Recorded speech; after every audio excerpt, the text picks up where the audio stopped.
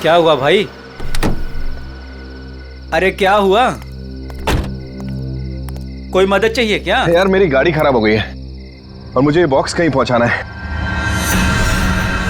हाँ वो तो ठीक है, पर है क्या इसमें? इसमें एक बहुत ही अनमोल चीज है और वक्त पे कहीं पहुंचानी पड़ेगी। मेहरबानी होगी यार तुम्हारी। हाँ हाँ चलो बॉक्स रखो। थोड़ा हाथ लगवाओ। हाँ हाँ।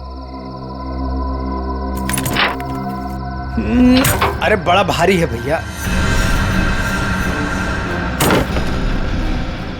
उठाओ। इतना बड़ा बक्सा।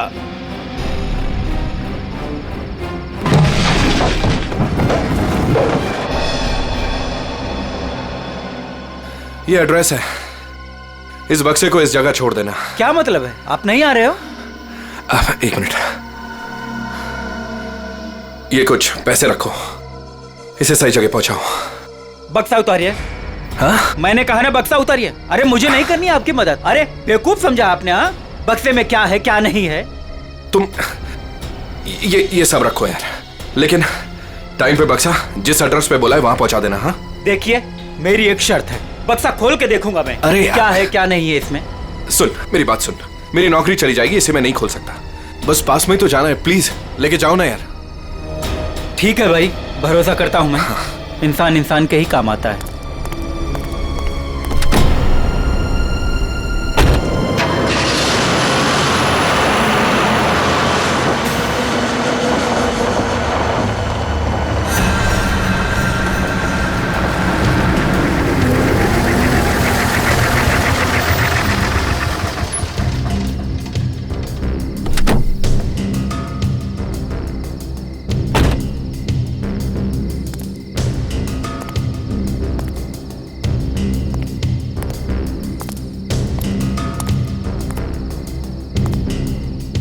पता तो यही। कैसी चीख। अपने को क्या बक्सा यहीं उतार के चलता।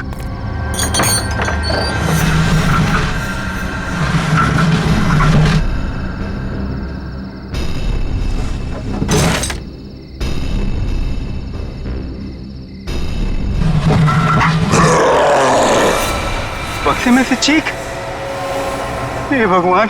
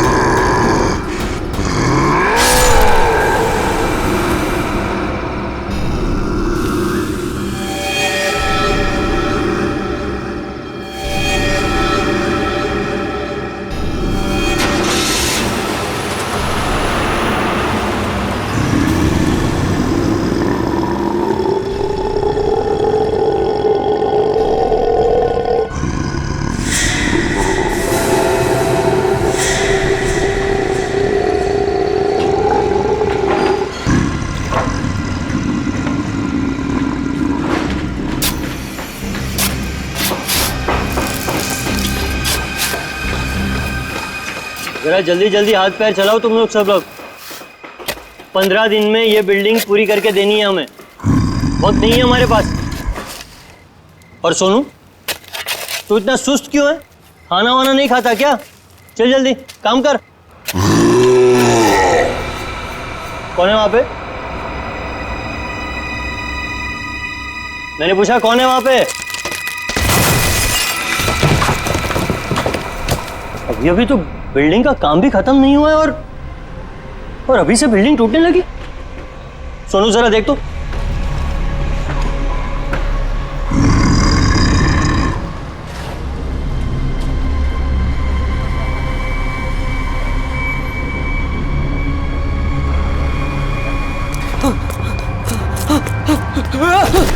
सब भागो यहाँ से, सोनू, वरना सब मारे जाओगे। सोनू हुआ क्या? सब अरे हुआ क्या? किस चीज की आवाज थी? और ये चेहरे पर निशान कैसा है? पट्टियों वाला मुर्दा। मुर्दा? मुर्दा मुर्दा कुछ नहीं होता है, ये जरूर कोई चोर और घुसाया होगा। एक काम करो, सब लोग मेरे साथ चलो, चलिए मेरे साथ।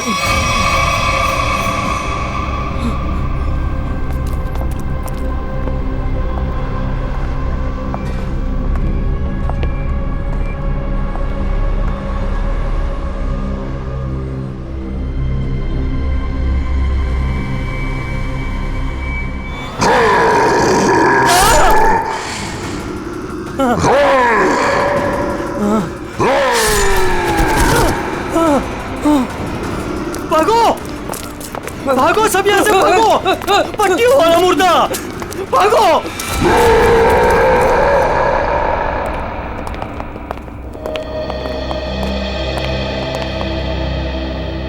सर, मैंने और मजदूरों ने मिलकर एक फैसला किया है। कैसा फैसला? कि हम आपकी बिल्डिंग में अब काम नहीं करेंगे। तुम क्या बकवास कर रहे हो तुम? सर, लगता है आपकी नजर कमजोर हो चुकी है, इसलिए मेरे चेहरे पर ये निशान आप देख नहीं पा रहे। ये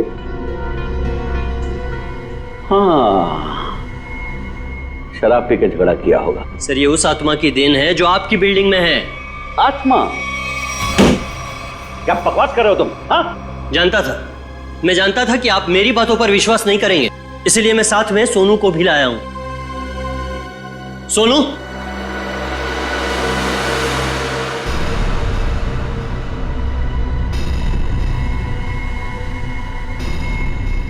देखिए सर, बेचारा इतना घबरा गया है कि कुछ बोल नहीं पा रहा है। सोनू, ये सब क्या है? साहब, पट्टी वाला मुर्दा और कौन है इधर? कौन है? कौन है उधर?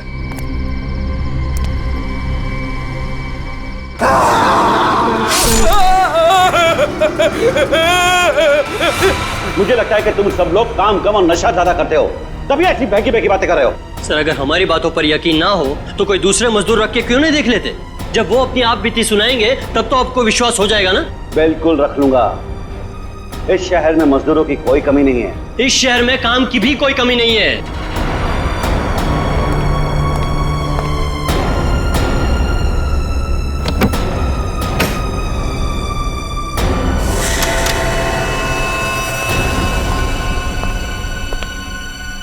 ये तुम्हारा आज तक का हिसाब। और एक बात याद रखना कि इस बिल्डिंग में मेरे और मेरे इन्वेस्टर्स के करोड़ों रुपए लगे हैं। अगर तूने बाहर जाकर इस बिल्डिंग के बारे में कोई बकवास की या कोई झूठी अफवाह भी फैलाई तो फिर मुझसे बुरा कोई नहीं होगा। दिनेश, पैसे कोई पेड़ पे नहीं उगते, समझे? हाँ, और हम तुम्हारे फाइनेंसर हैं, कोई एटीएम मशीन नहीं कि जब दिल में चाहा कार्ड डाला और पैसे ले लिए। देखिए, आप लोग बेवजह भड़क रहे हैं। बेवजह? तुमने कमिटमेंट किया था, अब तक बिल्डिंग तैयार हो जाएगी, क्या हुआ? हाँ चंदू, मैं बिरयानी बना रहा हूँ, कोई 2 मिनट में बनने वाला बर्गर नहीं। जब आप लोग बिल्डिंग की क्वालिटी देखेंगे तो आप लोगों को खुद ब खुद ये एहसास हो जाएगा कि आप लोगों का पैसा बिल्कुल सही जगह लगा है। हाँ, पता चल रहा है कि इन्वेस्टमेंट कहाँ पर हो रहा है। वैसे काफी अच्छी पार्टी दी है आपने अपने शादी के सालगिरह की। और Natasha, excuse me, sorry sir, मैं आप लोग को तो अपनी फ्रेंड से मिलवाना ही भूल गई। Meet, come. She is Tina, Swati. बस हमें किसी से नहीं मिलना। दिनेश, इस बार अगर तुमने जबान पलटी ना, 15 दिन मतलब 15 दिन, दैट फाइनल। हाँ 15 दिन पक्का। और हाँ, 15 दिन से ज्यादा हुआ ना तो तुम्हारा घर और भाभी जी के गहने बेच करके अपने पैसे हम लोग वसूल लेंगे, समझा? अरे पक्का कहाँ ना? दिनेश सुनो ना। एक्सक्यूज मी, आपकी भाभी बुला रही है। मन से एक्सक्यूज मी। जल्दी आइए ना। क्या है? दिनेश देखिए ना, मार्केट में नया हार आया है, आप कभी लेकर देंगे मुझे ये? बस हार और गहने, इन चीजों के अलावा तुम्हारे लिए और कोई चीजें इंपॉर्टेंट है ही नहीं। पति जिए हमारे, तुम्हें कोई फर्क नहीं पड़ता। मन तो करता है कि तुम्हारा गला दबा दूं। क्या बात है पापा, आप मम्मी पर इस तरह से क्यों चीख रहे हैं? मैंने सिर्फ सालगिरह का तोहफा मांगा था और ये ऐसे कर रहे थे मुझ पर। आशा, ये जो तुम्हारे ठाट बाट और ऐशो आराम है ना, वो केवल इसीलिए है क्योंकि तुम्हारा ये पति दिन रात गधे की तरह काम करता है। पापा, अगर आपके पास इतना ही पैसा है ना तो थोड़ा हम पर भी खर्च कर दो प्लीज। पहले तो आपने फ्लैट देने के लिए भी मना कर दिया, और अब जब मम्मी ने आपसे एक छोटा सा हार मांगा तो उसमें भी आपको दिक्कत है। तुम दोनों नालायक बच्चों को तो मैं कुछ दूंगा नहीं, और तुम लोग मेरे घर में रहते हो, इसी बात से खुश रहो।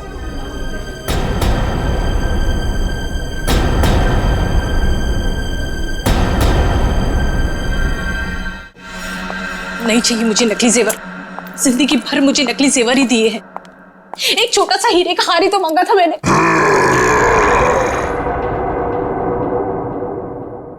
कौन कौन है वहां? कौन है वहां? कौन है वहां?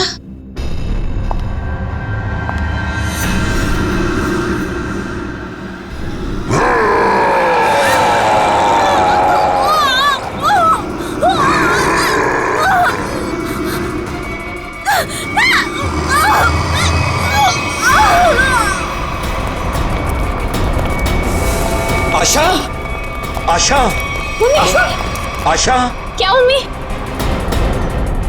आशा, ये सांस क्या हुआ मम्मी को? मर गई।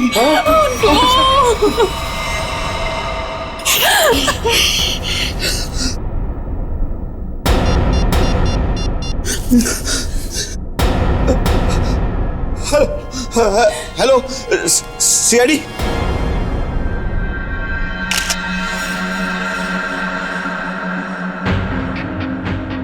ये निशान देखा गले पे? हाँ सर, लगता है काफी जोर से गला दबाया खूनी ने।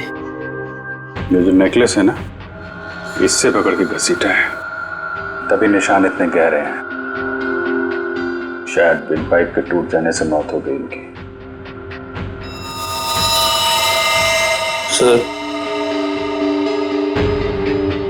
सर खून के निशान कॉरिडोर में यहां तक आए हैं, और आशा जी की चप्पल।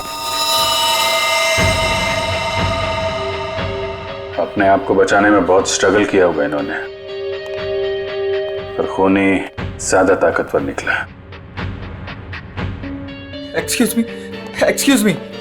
एक सेकंड।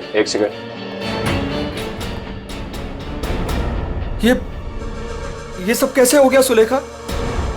आज तो इतना शुभ दिन था, शादी के सालगिरह वाले दिन। आपकी तारीफ? जी, मैं सुलेखा का हस्बैंड। अच्छा, तो आशा जी आपकी सास थी? जी। सास ससुर की एनिवर्सरी पार्टी में आप काफी लेट नहीं आ रहे हैं? वो बिजनेस मीटिंग में फंस गया था, इसलिए लेट हो गया।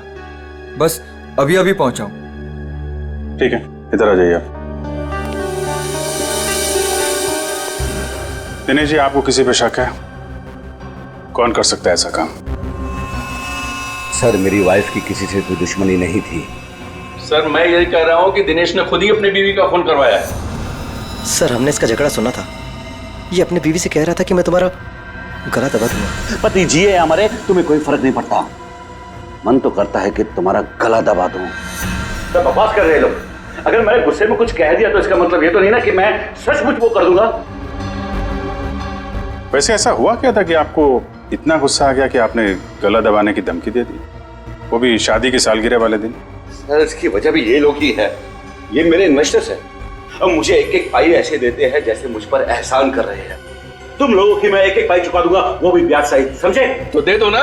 एक मिनट, बिजनेस की बातें मत कीजिए। यहाँ पे खून हुआ है।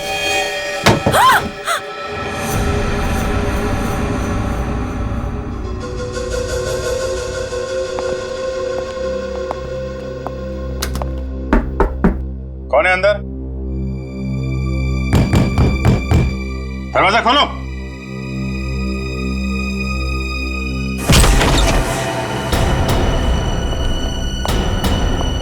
ओह माय गॉड, कौन है ये? सुनिए। छोटो, कौन हो तुम हैं? और यहाँ क्यों छुप के बैठी हो? मुर्दा पट्टियों वाला मार डालेगा। सर डरी हुई है, ऊपर से जख्मी भी। देखो, आप बिल्कुल घबराइए मत, हम लोग सीआईडी से हैं।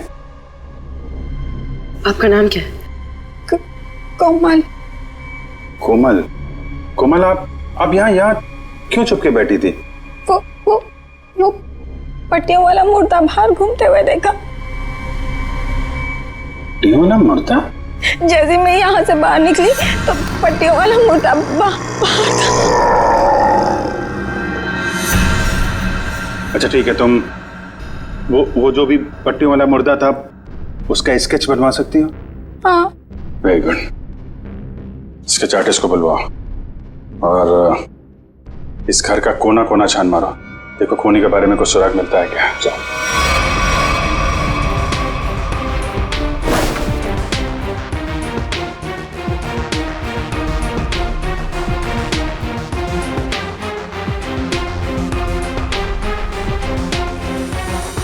सर, सर ये पट्टी मिली है। क्या? यहाँ पर कोमल ने देखा पट्टी वाला मुर्दा और यहाँ पे पट्टी का टुकड़ा मिला। सर, स्केच तैयार है। तो ये है वो पट्टी वाला मुर्दा। इस मुर्दे का और इस पट्टी का क्या राज है, जल्द से जल्द पता लगाना होगा। गले का हार बेचारी का फांसी का फंदा बन गया। जैसे ही खूनी ने हार खींचा, बेचारी कुछ नहीं कर पाई। सर वो आदमी गले का हार छीनने के लिए आया था, ऐसा लगता नहीं? वही तो सचिन, वही तो राज है। बड़ा अजीब तरीका ढूंढा खून करने का यार। हाँ जयवंती, डॉक्टर साहब को जरा स्केच दिखाओ। Yes sir. ये देखिए सर, ये मम्मी की ड्रेस है। मम्मी मतलब माँ? मम्मी नहीं प्रेडी, मम्मी। हजारों साल पहले जब इजिप्ट में राजा महाराजा मर जाते थे तो उनकी बॉडी को एम्बाम कर दिया जाता था। अलग अलग तरीके की सीक्रेट्स, दवाइयां, मरहम, बाम वगैरह लगा दिया जाता था उनकी बॉडी पर और बाद में इन पट्टियों से उसे ढक दिया जाता था। इससे मम्मी सड़ती नहीं थी। मर गए मतलब हजारों साल पुरानी लाश यहाँ पे आ गई और एक के बाद एक खून कर रही है। और शायद अगला खून तुम्हारा होगा। मेरा हो गया, अब चुपचाप खड़े रहो। और एक बात ध्यान में रखो, मम्मी कभी सड़ती नहीं है और ना मम्मी कभी जिंदा होती है। अच्छा सर, ये जो पट्टी का टुकड़ा हमारे हाथ लगा है, कहीं ऐसा तो नहीं कि ये खूनी के साथ हाथापाई के दौरान आशा जी के हाथ आ गया? नहीं, ऐसे नहीं हुआ है। तारिका जी, आप ठीक है वहां पे? नहीं। फिर एक सीआईडी ऑफिसर बोल रहा है कि इनके हाथों में पट्टी आई थी, मतलब आई थी। सीआईडी ऑफिसर आसमान से उतरता है क्या? उससे गलती नहीं हो सकती। ये पट्टी का टुकड़ा जो आप लोग लेकर के आए हैं, ये हाथापाई में नहीं फटा है। अगर हाथापाई में फटता तो सीधा नहीं फटता, टेढ़ा मेढ़ा फटता, समझे? और ये टुकड़ा कोई मामूली टुकड़ा नहीं है। 1500 साल पुराना है ये टुकड़ा। 1500 साल? 1500 साल? 1500 साल? जी, किसी ने मम्मी की पट्टियां खरीद ली हैं। कहां से सालूं के साहब? ये इजिप्ट से? अरे यार, लोग पुरानी मम्मियां खोद खोद के निकाल रहे हैं और चोरी छिपे बाजार में बेच रहे हैं। ऐसी एक मम्मी शायद इंडिया में आ गई। बाप रे! लेकिन सर ये खूनी मम्मी बना क्यों होगा? हल्ला मचाने के लिए सचिन, हल्ला मचाने के लिए। ये खूनी चाहता है कि लोग उसे देखें और जोर जोर से चिल्लाए, मम्मी आ गई, मम्मी आ गई। ये खून उस खूनी मम्मी ने ही किया है और वो पट्टी का टुकड़ा जानबूझकर छोड़ गया है हमारे लिए सबूत।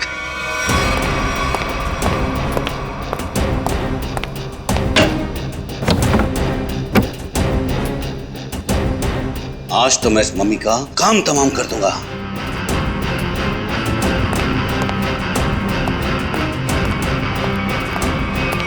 सर, ये सोनू है, दिनेश की बिल्डिंग में काम करता है। अच्छा, सोनू साहब कोई पैसा वैसा नहीं था दिनेश साहब के पास, कंगाल थे वो। एक मिनट, कंगाल थे वो, कोई पैसा वैसा नहीं था दिनेश साहब के पास, क्या मतलब क्या है? नहीं साहब, वो तो सर से लेकर पांव तक कर्जे में डूबे हुए थे और उस बिल्डिंग की वजह से। और जब से उस पट्टी वाले मुर्दे ने हम लोगों पे हमला किया है, उस बिल्डिंग का काम भी बंद पड़ा हुआ है। पट्टी वाले खूनी ने तुम पर हमला किया? तुम पर? सर, कहीं ये वही तो नहीं जिसने आशा जी का भी खून किया? हो सकता है, बिल्कुल हो सकता है। वैसे वो पट्टी वाला खूनी दिखता कैसे है? सर, पट्टियों में लिपटा हुआ, एकदम सड़ा सा मुंह, चेहरे पे खून लगा हुआ था जैसे उसको कोई चोट लगी हो। मतलब उसकी सर आवाज भी बहुत अजीब सी थी, उसकी सर आवाज भी।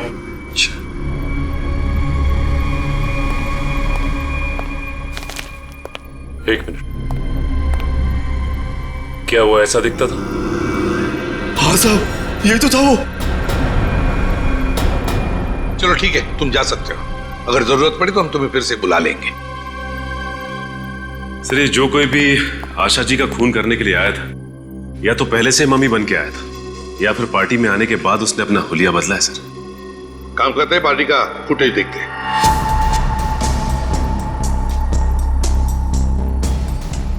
एक मिनट, पॉज करो।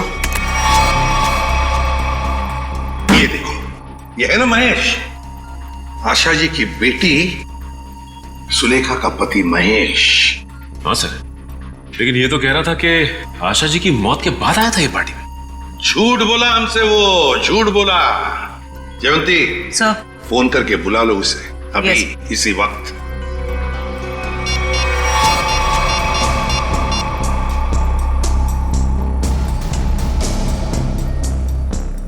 सर, फोन नहीं उठा रहा है। महेश फोन नहीं उठा रहा है, उसकी आधी कारस्तानी तो इसी से समझती है। रेडी, मोबाइल फोन रिकॉर्ड्स निकालो उसके।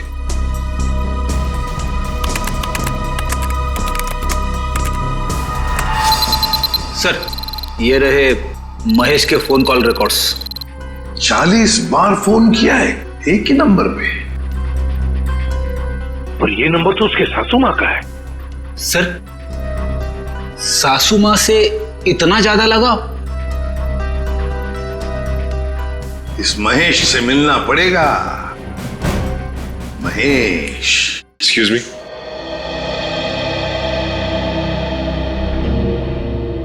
क्या महेश घर पे है इस वक्त? नहीं सर, महेश जी तो अभी घर पे नहीं है। लेकिन प्रॉब्लम क्या है सर? देखिए, महेश ने हम सबसे झूठ बोला। जब आपकी मां का खून हुआ, उससे पहले ही महेश वहां मौजूद था। आपका मतलब है मेरे पति ने खून किया है? देखिए, हमें उस पर शक है। लेकिन सर वो ऐसा क्यों करेंगे? पैसों के लिए। पैसों के लिए किया होगा उसने। सब पैसों के लिए? लेकिन सारा पैसा तो डैडी के पास है, उन्होंने आज तक माँ को कभी कुछ नहीं दिया। तो फिर महेश जीजू क्यों हत्या करेंगे मेरी मॉम की? अब ये सब कुछ तो हमें महेश ही बताएगा। लेकिन हाँ, अगर महेश आपसे कांटेक्ट करता है तो हमें खबर कीजिए। तो फ्रेडी, इस महेश का मोबाइल ट्रैक करो, सब पता चल जाएगा।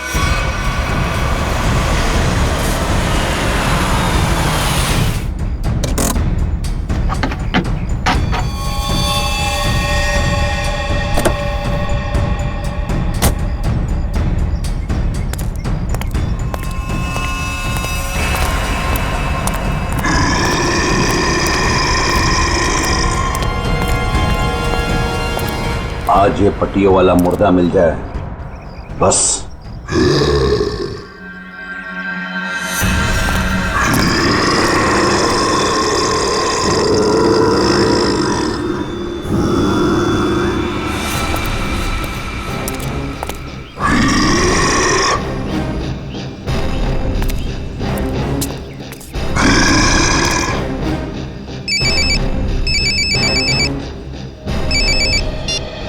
हाँ हेलो। हाँ हाँ हाँ जीतू भाई, हाँ आपके लिए खुशखबरी है। हाँ जी, बिल्डिंग का काम बहुत जल्द शुरू होने वाला है। कोई मजदूर वहाँ काम करने को तैयार नहीं है, क्या तुम वहाँ का सारा काम खुद करोगे? नहीं जीतू भाई, मैं उस वजह को ही खत्म कर दूंगा जिसके कारण सारे मजदूर डरे हुए हैं। आज उस पट्टी वाले मुद्दे का दी एंड है। मैं आपको बाद में फोन करता हूँ।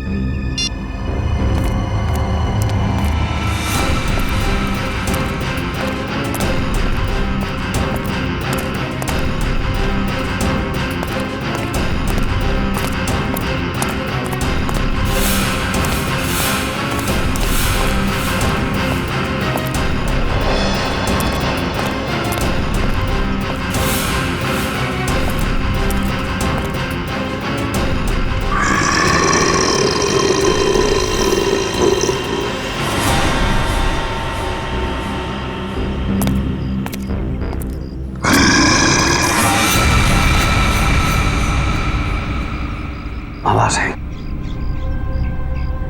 यहीं से आवाज आई।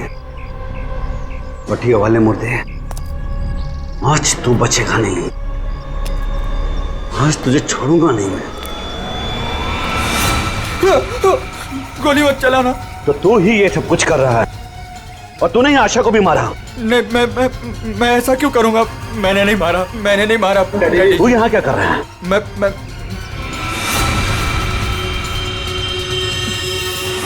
डैडी, वो आपके पीछे है। ना ना ना महेश, मैं तेरी किसी भी चाल में आने वाला नहीं। मैं सच कह रहा हूँ, वो पट्टी वाला मुर्दा आपके पीछे ही है।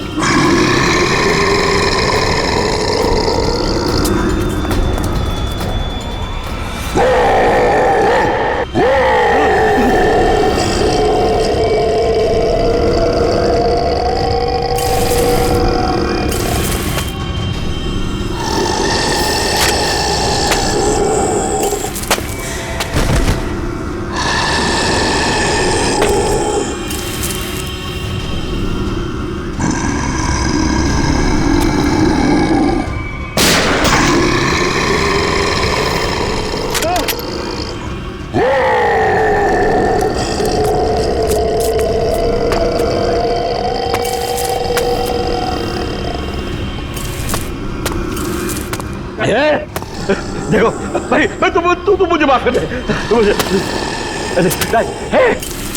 क्यों मेरे पीछे पीछे पीछे कुछ भी नहीं है। देखो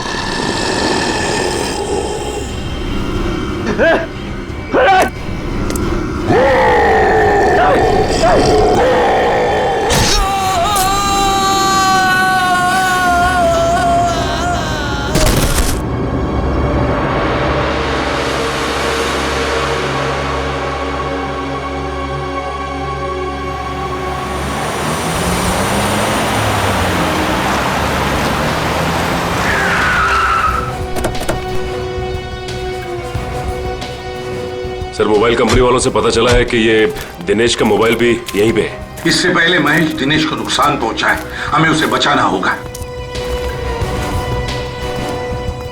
अरे सर, दिनेश। चलो देखते हैं।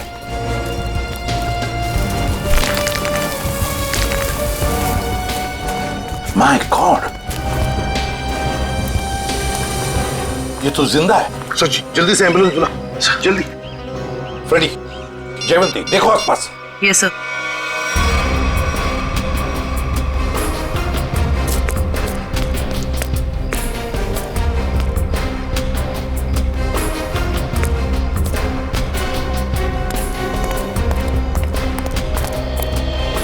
महेश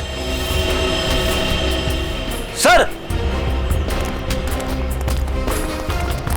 हाँ फ्रेडी, क्या हुआ? सर, महेश बेहोश है। महेश, महेश। सर, हाँ? ये गन पड़ी हुई थी यहाँ पे। सर, हम तो सोच रहे थे कि इन सब के पीछे ये महेश है, लेकिन ये तो खुद ही बेहोश पड़ा है। हाँ, ये तो महेश के होश आने के बाद ही पता चलेगा कि ये सब किसका किया कराया है।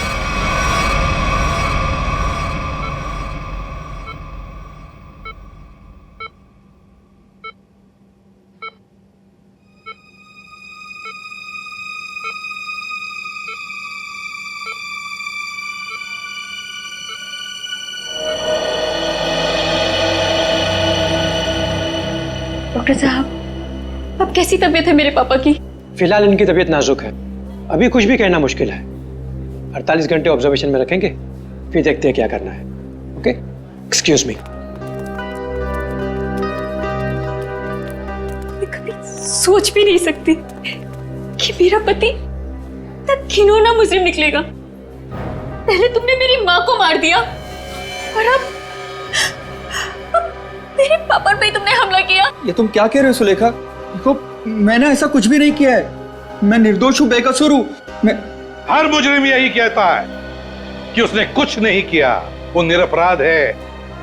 लेकिन सारे सबूत उसी आदमी की तरफ उंगली उठाकर कह रहे हैं कि ये इस आदमी ने किया है, और वो आदमी है तुम। लेकिन सर, आपके पास ऐसा कौन सा सबूत है जो ये साबित करता है कि खून मैंने किया है? एक हो तो बताए। सबसे पहले तो तुमने हमसे झूठ बोला कि तुम पार्टी में देर से गए, लेकिन सीसीटीवी फुटेज साफ साफ दिखा रही है कि तुम पार्टी में पहले ही मौजूद थे, आशा जी की मौत से पहले।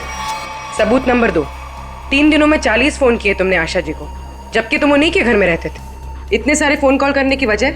और जिस वक्त क्राइम सीन पर दिनेश जी मिले, उस वक्त सिर्फ एक ही आदमी मौजूद था, वो तुम थे। मैं डर गया था सर, डर गया था। दरअसल बात यह है सर कि मैं नया बिजनेस चालू करना चाहता हूँ, और जिसके लिए मुझे पैसों की जरूरत थी, और मैं चाहता था कि वो पैसे मुझे सासू माँ जी दे दे। बस सर, इसीलिए मैं उन्हें बार बार कॉल कर रहा था, और कोई वजह नहीं है सर। तो इनके कहने का मतलब है कि ये पार्टी में पैसे मांगने के लिए गए थे आशा जी से, है ना? हाँ सर, उस दिन मैंने देखा कि ये लोग बिजनेस के लिए मुझे पैसा नहीं दे रहे, और सासू माँ को लाखों करोड़ों के गहने दिए जा रहे। और तुमने गुस्से में आकर मार डाला आशा जी को? नहीं नहीं, मैंने उन्हें नहीं मारा। मैंने कहा ना, मैं उनसे पार्टी में बात करने गया था, पर मेरे बात करने से पहले ही उनका मर्डर हो चुका था। नहीं नहीं नहीं नहीं महेश जी, कौन विश्वास करेगा तुम्हारी इन बातों पर? है? पहले तुमने आशा जी को मारा, फिर दिनेश जी के पीछे पड़े, और वो भी कहां पर? अंडर कंस्ट्रक्शन बिल्डिंग में। ये गलत इल्जाम है। मैं वहां पर उनसे भी बात करने गया था, मैंने नहीं मारा। ऑफिस में नहीं जा सकते थे? घर में नहीं जा सकते थे? उनसे बात करने में ऑफिस से गया था, पर जब मैं ऑफिस पहुंचा सर, तो वो निकल चुके थे अपनी साइट पे सर।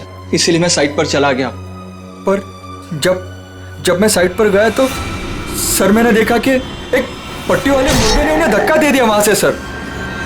आशा जी और दिनेश जी पर मम्मी ने हमला किया? हाँ सर। पंकज, ये तो उस आदमी ने किया है जो दुनिया को दिखाना चाहता है कि ये किसी इजिप्शियन मम्मी ने खून किया है। पर वो हमारे परिवार के पीछे क्यों पड़ा है? अच्छा, डॉक्टर साहब कह रहे थे ना कि इस तरह की पुरानी और महंगी पट्टियां आसानी से नहीं मिलती।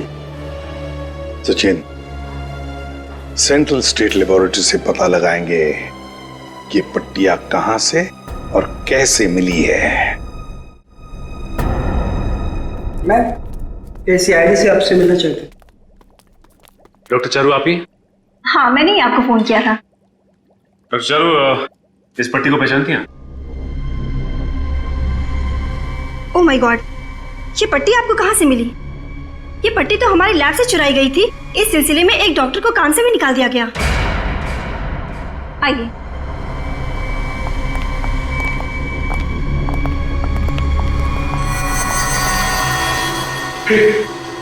ये तो वही मम्मी है ना जो इजिप्ट में होती है। मतलब ये नींद में चलकर यहाँ पर आ गई। आप भी अच्छा मजाक कर लेते हैं। दरअसल हर साल इजिप्ट से इन मम्मीज को हमारे यहाँ रिसर्च के लिए भेजा जाता है, और सर ये मम्मीज 1500 साल पुरानी है। तो क्या सिर्फ इन्हीं मम्मीज की पट्टी गायब है? हाँ सर, कुल 5 मम्मीज की पट्टियाँ चोरी हुई थी, जिसमें से 2 पे मैं काम कर रही हूँ इन्हें गलने से बचाने के लिए। अच्छा, आप कह रही थी ना कि एक डॉक्टर को काम से निकाल दिया गया पट्टी चुराने के इल्जाम में, उसकी डिटेल मिल सकती है हमें? हाँ सर, देती हूँ।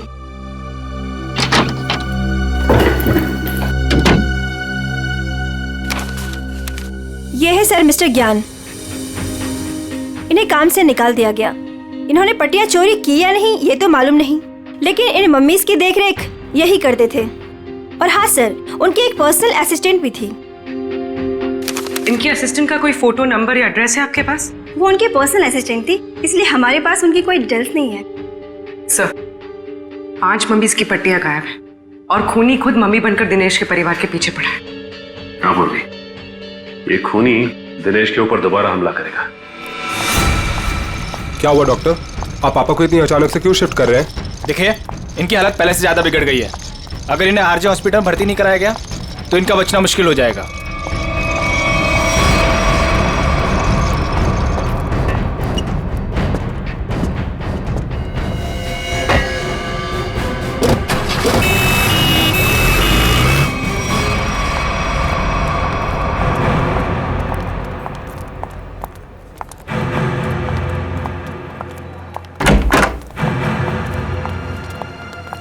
दिनेश जी तो कहीं दिखाई नहीं दे रहे यहाँ पे। वही तो, चलो देखते। अरे डॉक्टर साहब। हाँ जी, ये पेशेंट मिस्टर दिनेश का है? हाँ जी, उनको तो डिस्चार्ज दे दिया है। क्या मतलब तबीयत सुधर गई थी उनकी? नहीं, तबीयत तो नाजुक ही थी, पर उनके परिवार वालों को शायद भरोसा नहीं था कि उनका यहाँ अच्छा इलाज होगा। तो उन्होंने दूसरे डॉक्टर को फोन किया और वो यहाँ से दूसरे हॉस्पिटल ले गए। कौन से hospital? RJ hospital. RJ hospital, उसका नंबर तो होगा ना यहाँ पर? हाँ जी, रिसेप्शन पे होगा। चलिए आइए बात करा देता हूँ।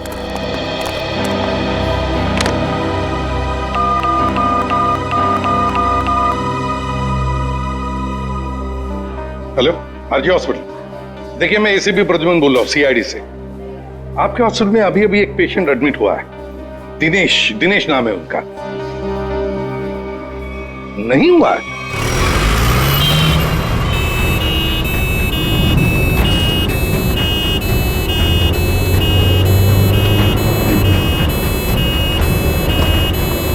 काम हो गया बॉस, तीर कमान से निकल चुका है। आप निशाना तैयार रखो।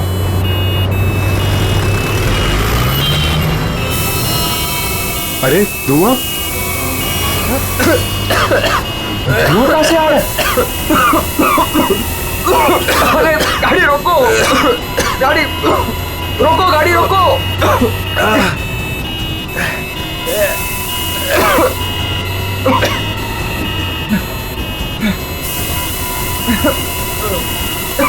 धुआं बढ़ते ही जा रहा है ये।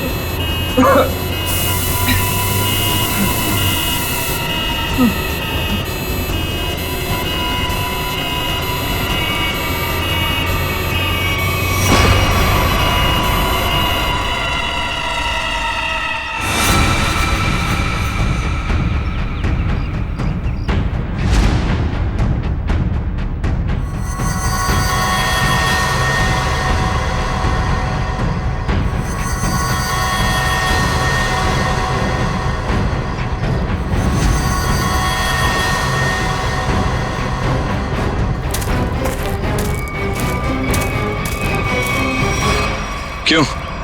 अब तुम्हारे जीवन का मकसद पूरा हो गया? हाँ, पिछले 10 साल से मैं इसी दिन के तो सपने देखती आई हूँ। और देखो, आज मेरा सपना पूरा हो गया। नहीं, सीआईडी के रहते अपराधियों के सपने कभी पूरे नहीं होते। सीआईडी? क्यों डॉक्टर ज्ञान?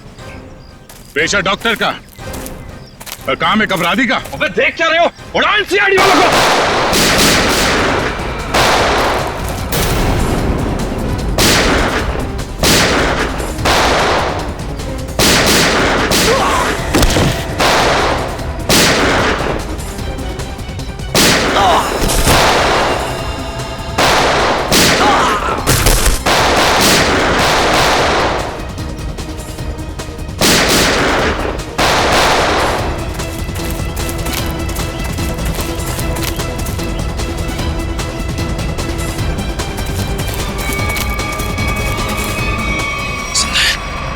सबके सब बेहोश हैं, इनको होश में आना पड़ेगा।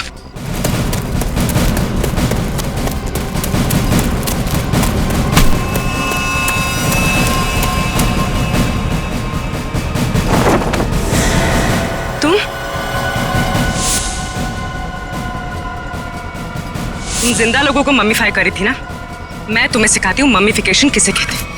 अपराधियों को मम्मीज बनाने का काम हम करते हैं। मैं दिनेश की सेक्रेटरी सिर्फ इसलिए बनी ताकि इससे अपने भाई के मौत का बदला ले सकूं, और इसलिए मैंने मम्मी बनकर इसकी बिल्डिंग में काम करने वाले लोगों पर हमला किया ताकि मम्मी की अफवाह फैल जाए। तुम कुणाल की बहन हो? नाम मत लो अपनी गंदी जबान से मेरे भाई का। एक वक्त था जब वो तुम्हारा सबसे करीबी दोस्त था, और तुमने क्या किया? दोनों साथ गए थे ना विदेश पैसा कमाने के लिए। सर, इसको सहयोग से एक मम्मी मिली, और मेरा भाई चाहता था कि वो ये मम्मी वहां की देश की सरकार को सौंप दे, लेकिन ये दिनेश उसे ग्रे मार्केट में बेचना चाहता था। सर ऐसा सर।